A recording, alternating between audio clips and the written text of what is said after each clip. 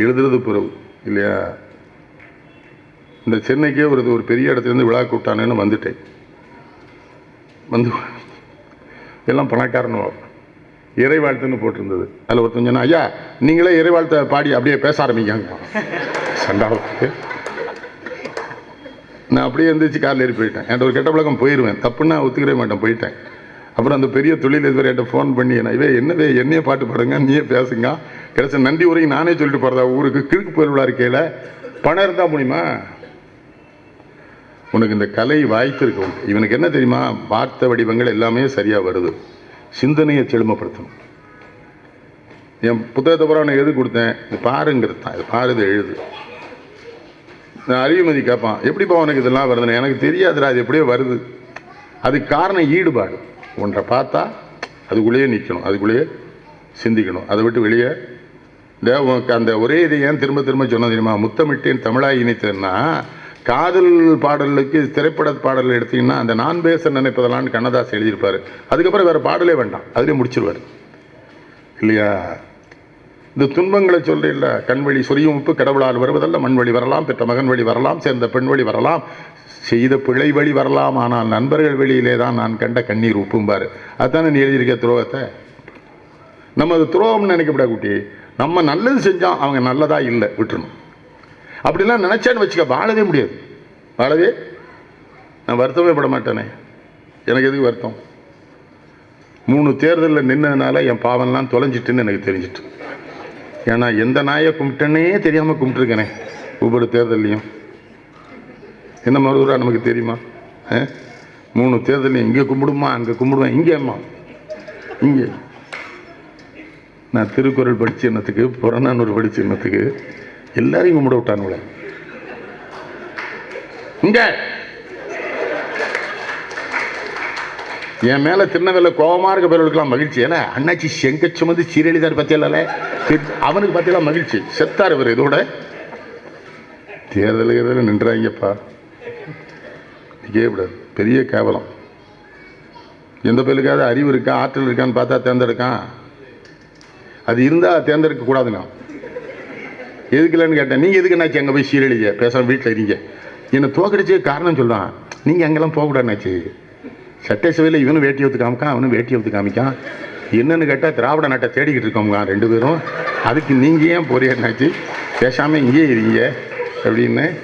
இந்த இல்லையா, இருட்டுக்குள்ளே ஒரு கிராமத்துக்குள்ளே பாருங்க கும்பிட்டானோ. கும்பிட்டோன்னா எரும மாடு போகுது. சண்டாள பயிலுள்ள நான் திருக்குறள், என்னடா எரும மாட்டெல்லாம் கும்பிட விடுது. நான் எரும மாட்டுக்கு சொந்தக்காரன் நமக்கு தான் ஓட்டு போடுவாங்க, அவன் எப்படி போடுவான்? இல்லை இந்த நாட்டு தேர்தலாம் எவ்வளோ கேவலமாக போயிட்டு மருதுறாரு. அன்பின் சின்னம் ரம்பம், அறிவின் சின்னம் ரம்பம். ரம்பத்துக்கு அன்புக்கு என்னடா சம்பந்தம்? பண்பின் சின்னம் ரம்பம், பாசத்தின் சின்னம் ரம்பம் தானே இல்லை. அது இன்னும் வேலூருக்கு போயிருந்தேன். அந்த அந்த அந்த தேர்தல் எனக்கு ரொம்ப பிடிச்சி.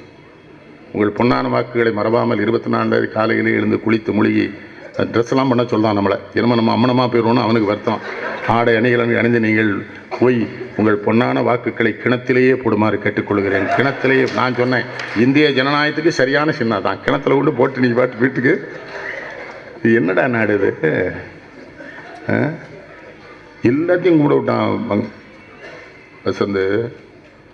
நம்ம அம்மனெல்லாம் கும்பிட விட்டானுவா. நம்ம அதான் மெட்ராஸ்லாம் மரத்துலேயே அம்மன் இருக்காளே, வசூல் நடந்துக்கிட்டு தான் இருக்குது. டேடி இந்த தான் இருக்கார். நான் விட்டுட்டு போயிடுவேன், மாட்டேன், கூட்டலாம் போக மாட்டேன் உங்கள் டாடியை. தாத்தாட்ட பேசவே மாட்டேங்க நீ. ஆனால் எனக்கு ஒரு சாக்லேட் கொண்டு தந்துட்டாப்ப, என்ன ஒரு சின்ன துண்டு தந்தா ஒரு வருத்தம் தான். சரி போகும்போது மிச்ச சாக்லேட் எனக்கு தந்துடணும் தாத்தாக்கு. என்ன விடு, அவளே என் தள்ளுது நீ. யாரை கேட்கா? ஃப்ரெண்டா?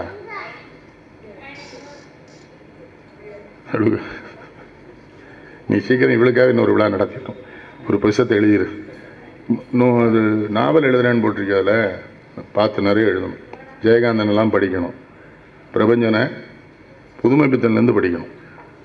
நிறைய ஆழமான கல்வியும் ஆழமான தமிழ் அறிவும் உணர்வும் இருக்கிற பொழுது தான் எழுதுகிற பொழுது சொல் வந்து நிற்கும் இல்லையா. முட்டாள்கள் மத்தியில் முறையான விஷயங்கள் முடிந்ததால் இழிவு பெற்றேன், முறையானோர் மத்தியில் ஊமையாய் நின்றதால் முதலாகும் புகழை விட்டேன், சத்தான உண்மைகள் பேசிட முயன்றதில் சரிபாதி நண்பர் விட்டேன், சரிபாதி நண்பர்கள் தங்களால் என்னுடைய சரிபாதி செல்வம் விட்டேன், எத்தாலும் நெல்வேலி அப்பனின் கைகளில் இடையாட விட்டமையிலே இடையாடும் கையினை சின்னேரம் நீக்கியே என்னைப்பார் காந்திமதியேன்னு நான் எழுதினேன். அது அவரு கண்ணதாசன் எழுதினார். மலகொண்ட கூந்தலை தென்ற தாலாட்டிடும் மதுரை மீனாட்சி உமையன்னு. அப்போ எங்கூர் பையங்க கேட்டான், கவிஞர் எழுதியிருக்காருன்னா நான் வடிவுடை காந்திமேனு போட்டு எழுதுனேன்னா உள்ள போட்டுருணும் நிறைய. எத்தனை சாமியை கும்பிட விட்டானோ தெரியுமா தேர்தலில்? ஒரு தெரு முனைய திருமணே மணி அடிக்கும், நல்ல சவனம் தான். ஏன் துட்டை கொடுத்தா மணி அடிக்க சொல்லியிருக்கான் அயோக்கிய பேலுவா. அப்படி அவன் அந்த பூசாரி வேற திருநீர் அள்ளியும் கண்ணிலையும் போட்டு வாயிலையும் போட்டு அவர் கொட்டாய் விட்டோன்னு இந்த போய் சொல்லலாம் அம்பாள் வந்துட்டான்னா. எல்லாம் நுரையீரலுக்கு காற்று போல என்ன தாண்டா கொட்டாய் வரும்னா அம்பாள் தாவே வந்துட்டாங்க. சரி வந்துட்டு போகிறான், நமக்கு என்ன பிரச்சனை, நின்னாச்சு. கேவலப்படுத்திட்டானுங்களே. கிறிஸ்தவர்கள் சும்மா இருந்தாங்களா? பிஷப்பை பார்த்தியான்னா அவரை ஏண்டா பார்க்கணும்னா அவர்கிட்ட 10,000 ஓட்டு இருக்குன்னா. நான் சொன்னப்போ சாயங்காலம் போய் வாங்கிட்டு வந்துடுறேன். நீ உருப்படவே மாட்டேன், அப்புறம் நீ தானே அவன்கிட்ட ஓட்டு இருக்கீங்க. அங்கே போய் பிஷப்கிட்ட கேட்டால் அந்த மோதிரத்தில் முத்தம் கொடுக்கணும். நான் மண்டிட்டு முத்தம் கொடுத்தேன். அது எச்சியாக இருந்தது. உடனே ஃபாதர் என்ன எச்சியாக இருக்குன்னு கேட்டேன். இப்போ தான் அந்த வேட்பாளர் முத்தம் கொடுத்தான். உடைக்க மாதிரி நீ வந்துச்சு. அப்போ நான் ஃபாதர்கிட்ட கேட்டேன், எத்தனை வேட்பாளர் முத்தம் கொடுத்தான் ஃபாதர்? நான் 10 பேர் கொடுத்துட்டான். அப்போ ஓட்டு 1000 பிரிஞ்சுட்டா இவனை கும்பிட்டு. அப்புறம் இன்னொருத்த வந்து என்னை சண்டை போட்டான், பிஷப்பை கும்பிட்டுட்டேன்னு. அது ப்ராட்டஸ்டன்ட் பிஷப்டா, கேத்தலிக்கும். அப்போ தான் எனக்கு சந்தோஷம். ஓ நம்மளை மாதிரி இவனொல்லையும் பிரிவு இருக்கு போல தெரியுது. கேத்தலிக் பிஷப் நான் மறுநாள் காலில் கூட்டு போயிட்டேன். ஆனால் தேர்தல் நிற்கும்போது ஒரு சுகம். நம்ம குளித்ததே நமக்கு தெரியாது. அவனோடய குளிப்பாட்டி, அவனோடய பல் தேய்ச்சி, அவனோடய கோமணம் கட்டி, அவனோடய வேட்டி கட்டி கூட்டி போயிடுவானு. நான் எங்கே போகிறேனே தெரியாது. கும்பிடு. 6 மணிக்கு சர்ச்சுக்குள்ளே போயிட்டோம். அந்த கேத்தலிக் ஃபாதர் இந்த பாமணி பூண்டுக்குள்ளே இருக்கான். இந்த பேர் போய் ஓட்டு கேளுங்க. ஏன்னா அவன் பாமணி பூண்டில் இருக்காமல என்ன அண்ணாச்சி, இன்னும் நம்ம 10 ஊர் போக வேண்டியிருக்கு, டக்குன்னு போங்கட்டான்.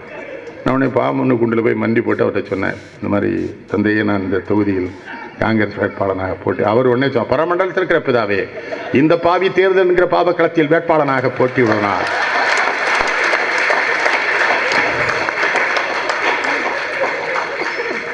இவனுடைய பாவங்களை எல்லாம் ஏற்று நீர் இவனை மன்னிப்பீரான். நான் அவனை ஆமன்னு சொல்லிட்டு எந்திரிச்சு வந்துட்டேன். நான் சொன்னேன், அவன் தேர்தலே பாவம் காணல, வாங்க போவோம். முஸ்லீம் நண்பர்கள் சும்மா இருந்தாங்களா, அவங்க ஒரு குள்ளா போட்டு அவனே ஒரு 5 கிலோ பூந்தி வைக்க அவன் ஓதுறான். அவன் பாட்டுக்கு இன்னக்க பொண்ணக்க கண்ணக்கா நம்ம பய சொல்றான். தொக்க ஓதுறானா ஜெயிக்க ஓதுறானே தெரியல. என்னாச்சு இங்கே வேற வந்து உட்காந்துருக்கு. சட்டத்துன்னு ஒரு சின்ன வீட்டுக்குள்ள கூட்டு போயிட்டானோ என்னன்னே தெரியல. ஒரு சின்ன லைட் எரியுது.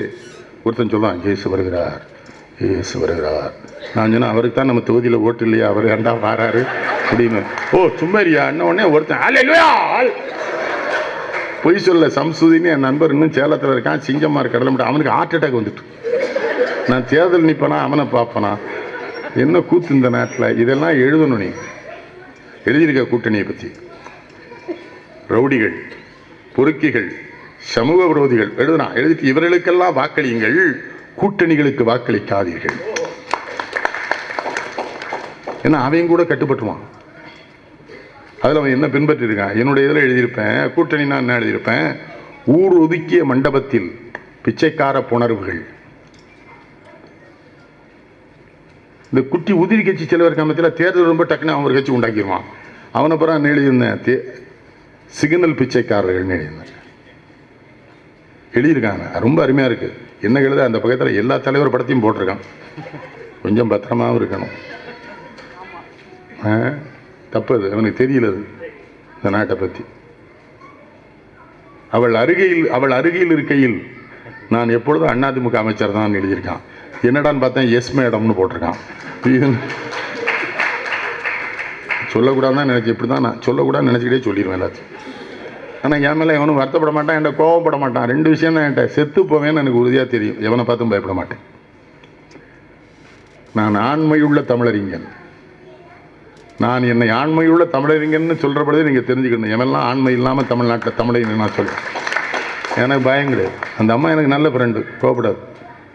அந்த இடத்துல எழுதுனான், அருகில் இருக்கையில் நானும் இல்லை குட்டியே கொஞ்சம் மாற்றிக்கணும். எனக்கெல்லாம் வயசாக நாங்கள் பல பேரை பார்த்துட்டோம். நீ சின்ன பிள்ளை, வாழணும்.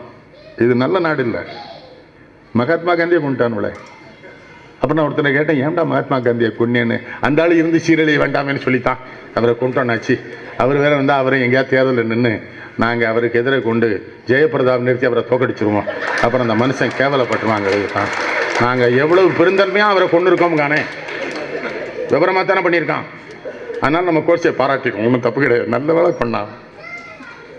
நான் காந்தி பாதுகாப்பின்மையால் கொல்லப்பட்டான்னு முட்டாள்தனமாக சொன்னான். எல்லா பாதுகாப்போடு இருந்த இந்திரா காந்தியும் கொண்டான். ஆனால் மரணத்தை பற்றி நமக்கு பயம் இல்லை. உனக்கு வேண்டாம் குட்டி, அதை உன்கிட்ட சொல்லணும்னு நினச்சேன். அதெல்லாம் எழுதக்கூடாது, உனக்கு என்னத்துக்கு அது அப்படி தான் இருக்கானு என்ன பண்ண சொல்ல. அந்த ஒரு சைஸில் வளையணும்னே அவங்களுக்கு பயிற்சி கொடுக்கானே.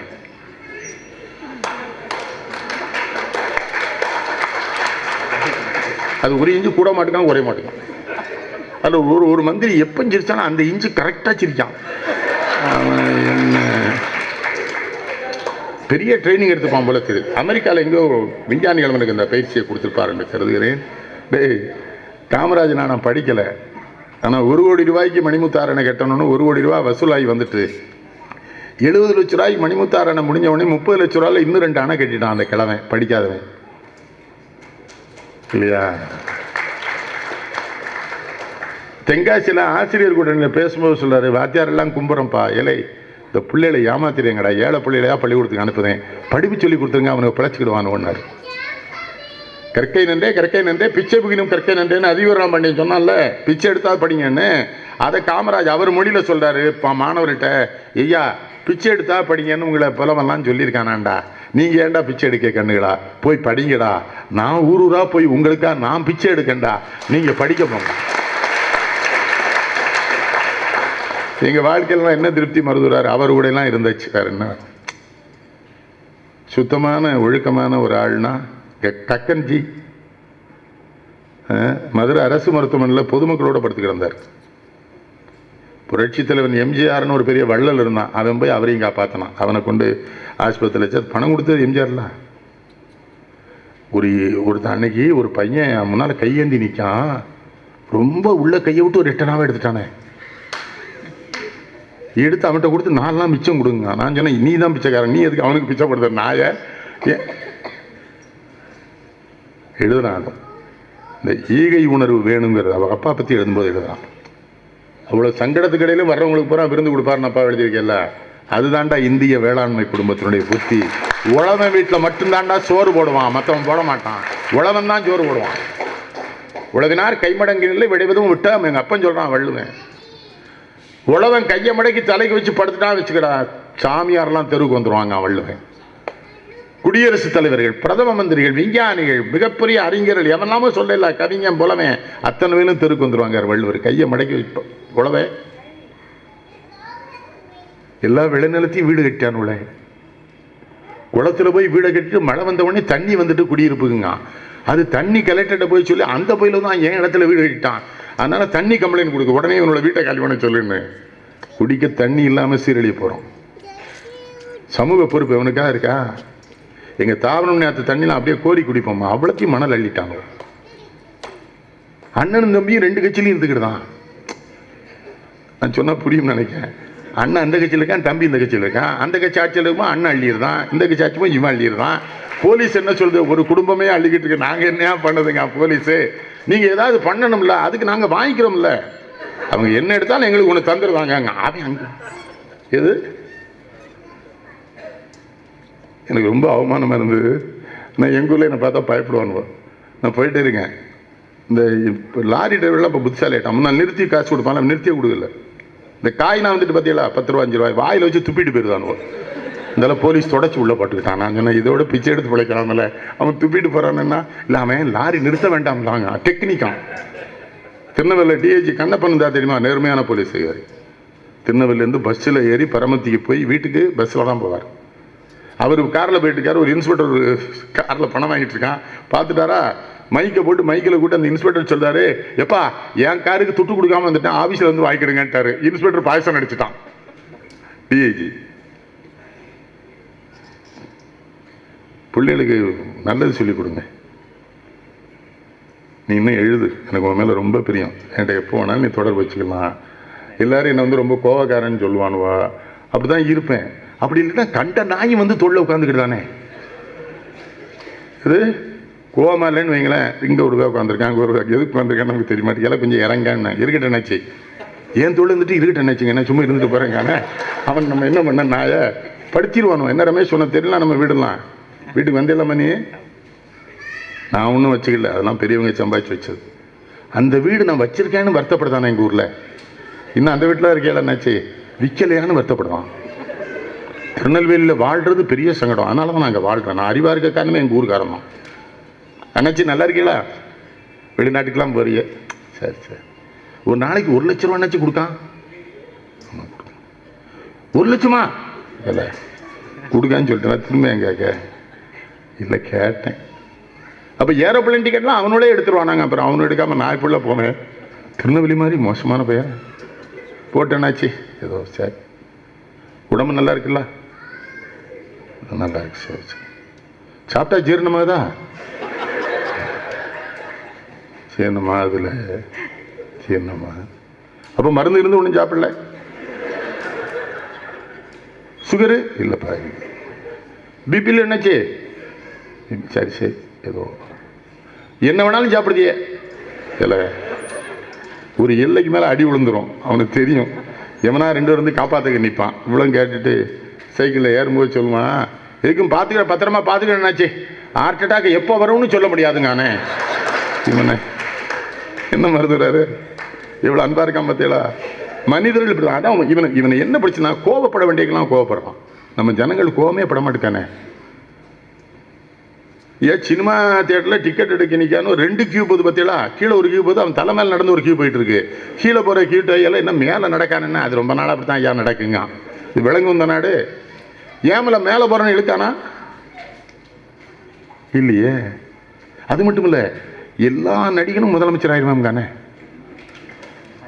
ஆமாம், தனுஷும் முதலமைச்சருங்க, தலைவனும் தலைவாவா அவன் விஜய், அவன் முதலமைச்சர், விஜய் முதலமைச்சருங்க, அந்த கருணாசும் முதலமைச்சர் ஆயிடுவாங்க தானே. ஏண்டா காமராஜர்லாம் ராஜாஜிலாம் இருந்த இடத்துல உங்களெல்லாம் வச்சு பார்க்குற அளவுக்கு நாங்கள் கேவலமாக போயிட்ட மாட்டோம். ஏன்டா அப்படிலாம் படுத்துருவீங்களே? அவன் முதலமைச்சர், இவன் முதலமைச்சர். ஒன்று தெரியுங்க, 95% மக்கள் நல்லவங்க தான் அந்த நாட்டில், கெட்டவங்க கிடையாது. நம்மளாம் நல்லவங்க. ஒரு 5% அயோக்கியன், அதையும் பூரா ஃப்ளெக்ஸில் போயிருக்கானே. அதனால தான் இவனு என்ன ஃப்ளெக்ஸில் போட்டோன்னு எனக்கு பதறிட்டு, ஆஹா நம்மளை அந்த லிஸ்ட்டில் சேர்த்துட்டானோ போல தெரியுது. ஃப்ளெக்ஸு எவ்வளோ பெருசு வைக்கான், வள்ளலே வருகங்க. அதுக்கு என்ன அர்த்தம், கொள்ளக்காரனே. இன்னொன்று சொல்லிட்டா குட்டி, பழனி பாரதி இங்கே ஃபோன் பண்ணி என்கிட்ட கேட்டான், இந்த கல்வி நிலையங்களை பற்றி அவரை கவிதை சொல்லுங்களேன். நான் விளையாட்டா நான் ஃபோனில் சொல்லிடுவேன், கவிதையெல்லாம் நமக்கு அது பயிற்சி. என்ன மருதுரார் உங்களுக்கு நேற்று கவிதை உடனே பதில் அனுப்பிச்சல. என்ன சொன்னேன், கொள்ளையடிக்கும் கல்வி நிலையங்களின் கூரைகளில் எல்லாம் கைகளை விரித்தபடி இயேசுநாதர், எனக்கொன்றும் சம்பந்தம் இல்லை என்று. அவர் என்ன சொல்றாரு, கீழே நடக்கிறதுக்கும் எனக்கும் சம்பந்தம் கிடையாடா, அந்த பேர் என்ன மேலே விட்டுருக்கான்னு.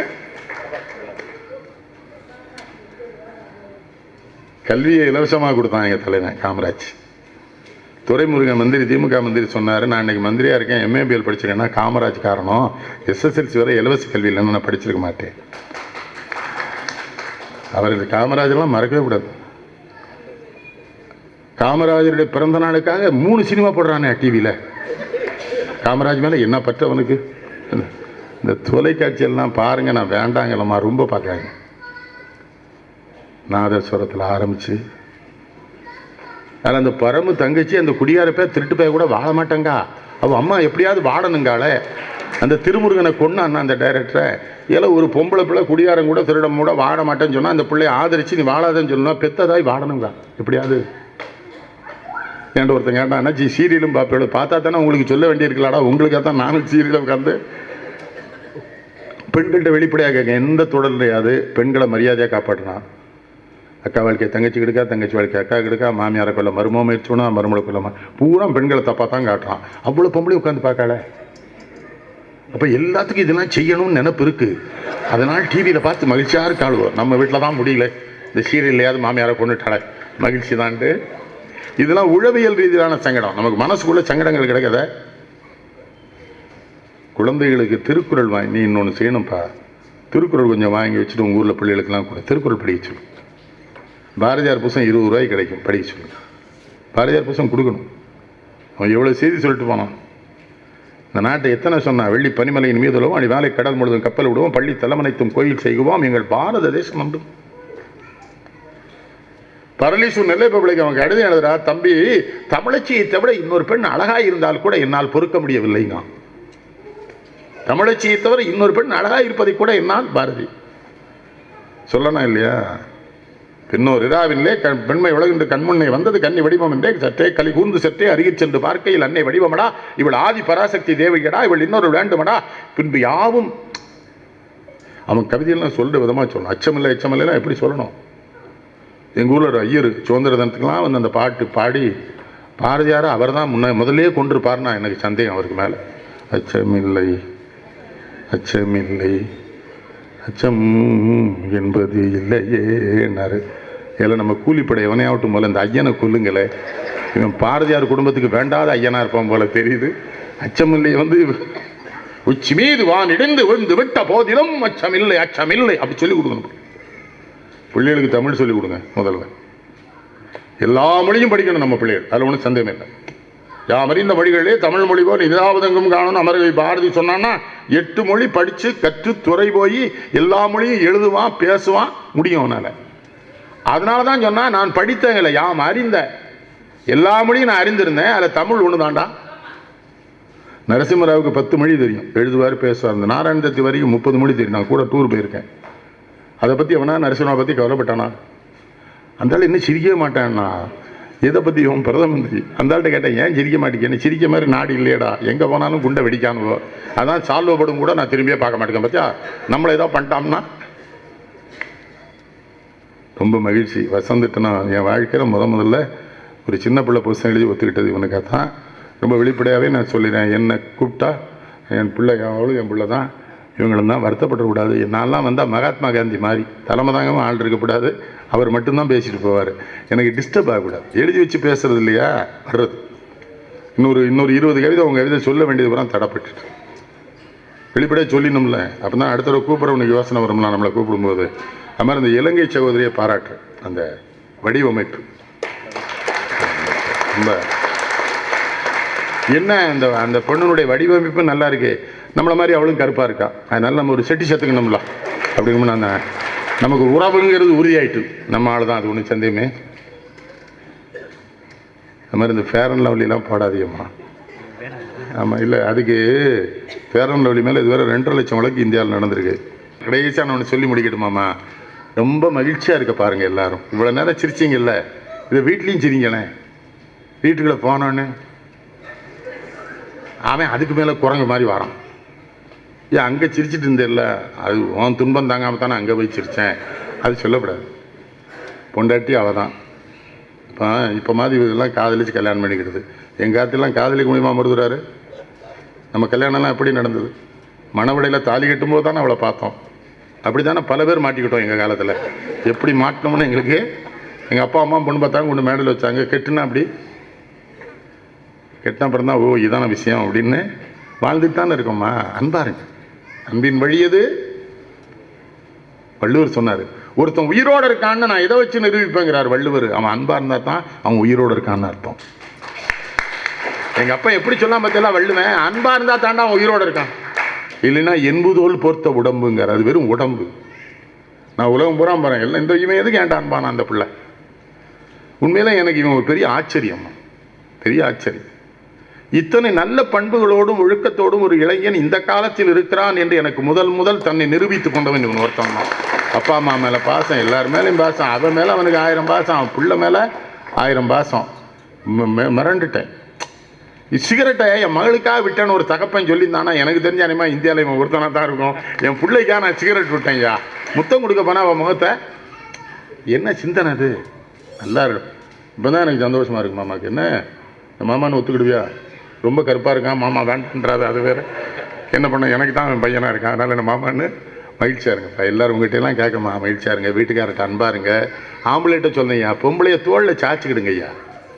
என் கண்ணுன்னு சொல்லேன், பொய் தான். ஒரு மாதம் சொல்லிட்டேன்னா பழக்கமாயிரும், அப்புறம் ஒன்றும் பிரச்சனை. நான் உங்கள்கிட்ட சொன்னேன், என் அன்பாக இருக்க மாதிரி நடிச்சுக்கிட்டே இருங்க, அது அப்புறம் பழக்கமாயிட்டு வைங்க, சரியா போய் சண்டை போட்டுக்கிட்டே எப்போ பார்த்தாலும் எவ்வளோ பாரு எவ்வளோ மகிழ்ச்சியாக இருக்காவா. ஒரு டீமே வச்சுருக்கா. நம்மளோட சரி கட்டினா தான் நம்ம தேர்தல் நிற்கும் ஒரு 3 ஓட்டு நமக்கு உண்டு கட்டாயம் அப்படின்னு சொல்ல முடியாது. அப்போ விவரமாயிட்டான்னா நமக்கு ஓட்டு போட மாட்டான். அது வேற. மகிழ்ச்சி மகிழ்ச்சி மகிழ்ச்சி. இதை நிறைய எழுதணும். வசந்த் நன்றி சொல்லுவாங்களா? நன்றி. சரி, நீங்கள் ரொம்ப மகிழ்ச்சி. அவங்களெல்லாம் நான் முதல்ல பேச விடல. நான் போகணும், ஓய்வு எடுக்கணும். காலையிலேருந்து நண்பர்கள் வந்துகிட்டே இருந்தாங்க. ரொம்ப நன்றிடா உனக்கு. ஒரே ஒரு விஷயம், அதான் திரும்ப வந்திருக்கவங்களுக்கெல்லாம் சொல்கிறேன், பொண்டாட்டி அடித்தா சுகம், அதெல்லாம் பட்டா தாண்டா தெரியும். அதெல்லாம் சுவைக்க தெரியல ஒருத்தனுக்கும். ஓங்கி ஒரு அடி விட்டான்னா ஒன்றும் சொல்லக்கூடாது, பட்டுக்கணும். ரொம்ப நாளும் நினச்சி விட அடிக்கணும்னு, நல்லா இருந்துன்னு சொல்லிடுறேன். அவளுக்கே அது அப்போ ஒரு வெக்கம் வரும்பார் அவளுக்கு. நீ வாழ்நாள்லேயே அவளை அப்படி வெக்கமாக பார்த்துருக்க மாட்டேன். இன்னும் வாழ்க்கையை ரசிக்க தெரியாமல் இருக்கானுடைய. சிவாஜி படங்கள்லாம் பார்த்தா தான் தெரியும் என்ன வருதுறாரு. இந்த பின்னால் இந்த கழுத்துக்கிட்ட வந்து கொஞ்சம் வர தெரியுமா சிவாஜி கணேசன்? எல்லாம் பண்ணுங்க ஐயா. இதை சொல்லிக் கொடுக்க நான் திருநெல்வேலியிலேருந்து வரணுமா? என் பிள்ளை வேற செலவழிக்கணுமா? கொஞ்சங்க ஐயா பொண்டாட்டிய. பெண்கள்கிட்டையும் சொல்கிறேன், ஆம்பளை கொஞ்சங்க, எங்கம்மா போவான். நீங்களும் கொஞ்சம் இறக்கப்படணும். நீங்கள் இறக்கப்படாதனால பஸ்ஸில் எவமலையாக கை வச்சுட்டு அடி வாங்குதான் வேணுவா. அது இன்னொன்று சொல்லட்டுமா, 40 வயசுக்கு மேலே தான் ரொம்ப ஆம்பளைக்கு பொம்பளையை தேடும். அவனுக்கு தேவை. அப்போ கொஞ்சிருங்க. நான் மதுரையில் இந்த ஈவிடிசிங் ஒரு விழா தினமெல்லாம் நடத்தினா, அதில் ஒரு பெண் போலீஸ் அதிகாரி, ஆட்டோ ஓட்டுற பொம்பளை பிள்ளைலாம் வந்தது. அதுக்கப்புறம் என்ன சொல்ல தெரியுமா, சின்ன பையன்கிட்ட சேட்டையே பண்ண மாட்டேங்காங்க. 40 வயசுக்கு மேலே தான் சேட்டை பண்ணதான்னா, அதை தான் நம்ம கிழவனுக்கு அந்த காலத்தில் 40 வயசில் நாய் குணம்னா அதுதான் அவன் சொல்கிறான். காதல் பண்ணுங்க ஐயா, ஒன்றும் தப்பே கிடையாது. நம்ம வீட்டில் பண்ணணும். அந்த இளவையும் சொன்னேன், அந்த எல்லா தாய்மார்களும் அவர்கள் குழந்தைகளுக்கு அவர்களே பால் கொடுக்க வேண்டும் பிரதம மந்திரி சொன்ன மாதிரி நானும் சொல்ல வேண்டியிருக்கு. மகிழ்ச்சியாக இருங்க. நான் உங்களை பார்த்தா மகிழ்ச்சியாக பார்க்க நிச்சயம் செத்து போயிடுவோம். அதையும் நினைவில் வச்சுக்கிடுங்க. அப்போ வாழ்க்கையை நல்லா வாழ்ந்துடணும்ல. என்ன மருதுரா, நம்மளாம் எவ்வளோ சந்தோஷமாக இருக்கும். நமக்கு எதாவது கவலை இருக்கா? எங்கள் வீட்டுக்காரெல்லாம் எங்களை பார்த்து அவங்களுக்கு, ஆனால் எங்கள் வீட்டுக்காரங்களாம் எங்களை ரொம்ப ரசிப்பாங்க. இப்படி ஒரு லூஸு கிடைக்கவே கிடைக்காது யாருக்கு முன்னாடி சொல்கிறாளவா. ஆம்பளைட்டு சொன்னேன், லூசுன்னு சொன்னான்னா அது டாக்டர் பட்டம் மாதிரியா. பொண்டாட்டி சொன்னான்னா, பொண்டாட்டி உங்களை தினசரி லூசு பட்டம்னு சொன்னா ஏன்னா நீங்கள் 100 டாக்டர் பட்டம் வாங்கிட்டேன்னு அர்த்தம். கொஞ்சங்க பெண்கள்ட்டையும் சொல்கிறேன், செல்லம்மா அப்படி தட்டேன், புரியுதா? வெளியில் போயிட்டு வந்தான்னா முந்தானை வச்சு நல்ல முகத்தை தொடச்சி விடுங்க பெண்கள். துண்டுகிட்டு வச்சு துடைக்கக்கூடாது. இந்த முந்தானை வச்சு பக்கத்தில் போய் நெருங்கி துடைச்சேன்னு வைங்க. அப்புறம் நீங்கள் நாயை வளர்க்க வேண்டாம். அந்த நாயே எல்லாம் செய்யும். அதே பேப்பர் வாங்கிட்டு வரும், அதே காப்பி வாங்கி சந்தோஷமாக இருங்கய்யா. நான் என்னையா கேட்க போகிறேன்? நான் எவ்வளோ நாள் இருப்பேன்னு எனக்கு தெரியாது. அது சொன்னால் இவங்கெல்லாம் சண்டைக்கு வரான், அப்படி சொல்லாதீங்கிறான். அது தெரியாது எனக்கு. உங்களுக்கு எல்லாருக்கும் நான் சொல்கிற ஒரே ஒரு மெசேஜ், வாழ்க்கையை மகிழ்ச்சி ஆக்குங்க. கடைசியில் சந்தோஷமாக இருக்கணும். 10 ரூபா இருந்தாலும் மகிழ்ச்சியாக இருக்கணும். 10,000 இருந்தாலும்.